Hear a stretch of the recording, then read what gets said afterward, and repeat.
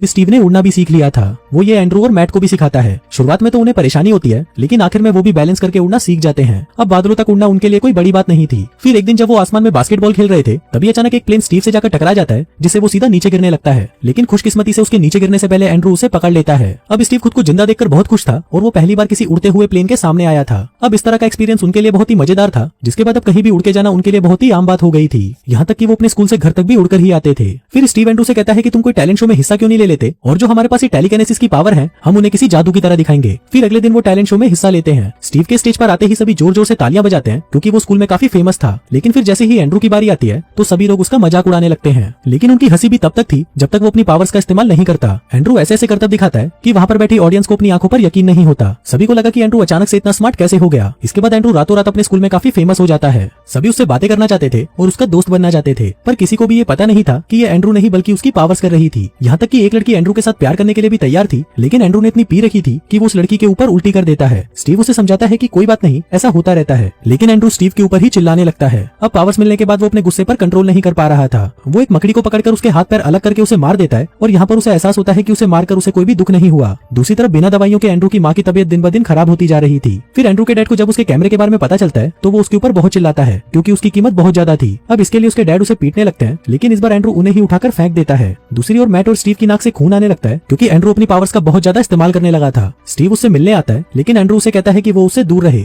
लेकिन जब स्टीव उसे फोर्स करता है, तो एंड्रू उसके ऊपर बिजली गिरा देता है, जिसकी वजह से स्टीव की तुरंत मौत हो जाती है। अब स्टीव की डेड बॉडी उन्हें मैदान के बीच आधी जली हुई मिली थी, लेकिन मैट को एंड्रू पर शक था, क्योंकि उस रात उनके शहर पर कहीं भी बिजली नहीं गिरी थी। अब एंड्रू ग्रेवयार्ड में भी रिकॉर्ड कर रहा था, लेकिन मैट उसे रिकॉर्डिंग बंद करने को कहता है, पर यहाँ पर एंड्रू उसकी नहीं सुनता और वो बिना कुछ कहे वहाँ से चला जाता है। लेकिन उसे फिर भी स्टीव की मौत पर बुरा लग रहा था, इसलिए वो सबके जाने के बाद स्टीव की कब्र पर आकर उससे माफी मांगता है। इसके बाद वो अपने स्कूल में जाता है, लेकिन यहाँ पर एक लड़का उसे फिर से परेशान करता है। लेकिन फिर एंड्रू उससे बदला लेने के लिए उसके दांतों को उसके जबड़ों से उखाड़ देता है और उसकी रिकॉर्डिंग करके उन्हें टॉयलेट में फ्लश कर देता है। अब एंड्रू खुद को इस पूरे प्लेनेट का सबसे पावरफुल इंसान समझने लगा था। इसके बाद मैट एंड्रू के पास आता है, क्योंकि उसने एक बार फिर से किसी को नुकसान पहुंचाया था, और उन्होंने मिलकर जो रूल्स बनाए थे, एंड्रू उनमें से किसी का भी पालन नहीं कर रहा था। लेकिन यहाँ पर एंड्रू को बहुत गुस्सा आता है, क्योंकि वो अपनी माँ के लिए दवाइयां लेने जा रहा था और उसे लग रहा था कि मैट उसे समझाकर उसका टाइम वेस्ट कर रहा है। इसके बाद जब एंड्रू दवाइयां लेने जाता है, तो मेडिकल स्टोर वाला उसे कहता है कि तुम्हारे डैड ने पिछली बार के भी पैसे नहीं दिए, और ऐसे में हम तुम्हें और उधार नहीं दे सकते। अब एंड्रू के पास और कोई रास्ता नहीं था सिवाय चोरी करने का, इसलिए वो अपने डैड का फायर फाइटर सूट पहनकर कुछ लोगों को लूटने जाता है। लेकिन चेहरा ढकने के बावजूद भी वो लोग एंड्रू को पहचान लेते हैं, और इसीलिए एंड्रू उन्हें बुरी तरह मारता है और उनके पैसे लूट लेता है। पर सिर्फ इतने से पैसे काफी नहीं थे, इसलिए वो एक ग्रोसरी स्टोर में जाता है और वहाँ पर भी लूटपाट करने लगता है। दुकान का मालिक उसके ऊपर शूट करता है, लेकिन तभी एंड्रू उस बुलेट को पेट्रोल पंप की तरफ मोड़ देता है, जिससे वहाँ पर बहुत बड़ा धमाका होता है और एंड्रू की बॉडी में आग लग जाती है। उसे तुरंत हॉस्पिटल में एडमिट किया जाता है, और जब उसके डैड उससे मिलने आते हैं, तो वो उसे कहते हैं कि उसकी माँ अब इस दुनिया में नहीं रही। लेकिन यहाँ पर भी वो इन सबका जिम्मेदार एंड्रू को ही ठहराता है। वो कहता है कि मुझे पता है कि तुम सब सुन रहे हो, इसलिए इन सबके लिए मुझसे अभी माफी मांगो। उसके डैड उसका गला दबाने ही वाले थे, लेकिन तभी एंड्रू को होश आता है और उस कमरे में एक बार फिर एक बड़ा धमाका होता है। दूसरी तरफ मैट की नाक से बहुत सारा खून निकलने लगता है, क्योंकि एंड्रू अपनी पावर्स को यूज कर रहा था। फिर मैट एंड्रू को रोकने के लिए आता है, लेकिन यहाँ पर ऑलरेडी बहुत देर हो चुकी थी। एंड्रू अपने डैड को नीचे फेंक देता है, पर मैट उन्हें नीचे गिरने से बचा लेता है। लेकिन ये एंड्रू को बिल्कुल भी पसंद नहीं आता, इसलिए वो उसके ऊपर एक हेलीकॉप्टर फेंक देता है और उसे कार समेत उठाकर एक टावर के ऊपर ले जाता है। उस कार में मैट की गर्लफ्रेंड भी थी, जो कार के साथ ही नीचे गिरने लगती है। लेकिन तभी मैट उसे सही सलामत वहाँ से बाहर निकाल लेता है। फिर वो एंड्रू को समझाने की कोशिश करता है, लेकिन एंड्रू उससे बहुत नाराज था, क्योंकि उसने उसके फादर को बचा लिया। इसलिए वो मैट को एक बस के नीचे कुचल देता है। मैट बुरी तरह से घायल हो गया था, पर फिर भी वो उसे रोकने की पूरी कोशिश करता है। लेकिन अब एंड्रू ने अपने ऊपर से कंट्रोल खो दिया था, इसलिए वो लगातार अपने आसपास के लोगों को नुकसान पहुंचाने लगता है। और फिर आखिर में उसे रोकने के लिए मैट उसके पीछे लगे स्टैचू के हाथ से भाला निकालकर उसे एंड्रू के शरीर के आर पार कर देता है, और यहाँ पर एंड्रू की मौके पर ही मौत हो जाती है। फिर पुलिस मैट को अरेस्ट करने आती है, लेकिन वो वहाँ से भाग जाता है। अब इसके कई हफ्तों बाद हम मैट को तिब्बत की पहाड़ियों में देखते हैं, जहाँ पर वो अपने साथ एंड्रू का कैमरा लेकर आया था। वो रिकॉर्डिंग स्टार्ट करके एंड्रू से माफी मांगता है, क्योंकि उसका उसे मारने का कोई इरादा नहीं था, लेकिन उसे मजबूरी में ऐसा करना पड़ा। फिर मैट उस कैमरे को वहीं छोड़कर वहाँ से आगे चला जाता है, और इसी के साथ ही ये कहानी यहीं खत्म हो जाती है।